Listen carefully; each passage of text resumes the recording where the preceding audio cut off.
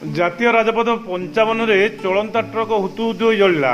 ଢେଙ୍କାନାଳ ଜିଲ୍ଲା ଓଡ଼ାପଡ଼ା ବ୍ଲକ ହଳଦିଆ ବାହାଳଠାରେ ଆଜି ତା 23/9 ରିଖ ରାତି ପ୍ରାୟ 8 ଘଣ୍ଟିଆ ସମୟରେ 55 ନମ୍ବର ଜାତୀୟ ରାଜପଥରେ ଏକ ଚଳନ୍ତା ଟ୍ରକ୍ରେ ଅଗ୍ନିକାଣ୍ଡ ଘଟି ହୁତୁହୁତୁ ହୋଇ ଜଳୁଥିବା ଦେଖିବାକୁ ମିଳିଥିଲା। ସୂଚନା ଅନୁସାରେ ଆଜି ରାତି 8 ଘଟିକା ସମୟରେ ମେରାମଣ୍ଡଳୀ ଆଡ଼ୁ OD22Z 0915 ନମ୍ବର ଟ୍ରକ୍ ଢେଙ୍କାନାଳ ଅଭିମୁଖେ ଯାଉଥିବା ବେଳେ ହଳଦିଆ ବାହାଳ ନିକଟରେ ହଠାତ୍ ଟ୍ରକ୍ର ଚକା ଫାଟି ଯାଇଥିଲା। ଫଳରେ ସେଥିରୁ ନିଆଁ ବାହାରି ଟ୍ରକ୍ଟି ହୁତୁହୁତୁ ହୋଇ ଜଳି ଯାଇଥିଲା। ଖବର ପାଇ ହିନ୍ଦୋଳ ଦମକଳ ବାହିନୀ ଘଟଣାସ୍ଥଳରେ ପହଞ୍ଚି ନିଆଁକୁ ଲିଭାଇଥିଲେ। ଟ୍ରକ୍ରେ ଥିବା ଡ୍ରାଇଭର ଓ ଅନ୍ୟ ଲୋକ ଓହ୍ଲାଇ ପଡ଼ି ନିଜର ଜୀବନ ବଞ୍ଚାଇବାରେ ସକ୍ଷମ ହୋଇଥିଲେ।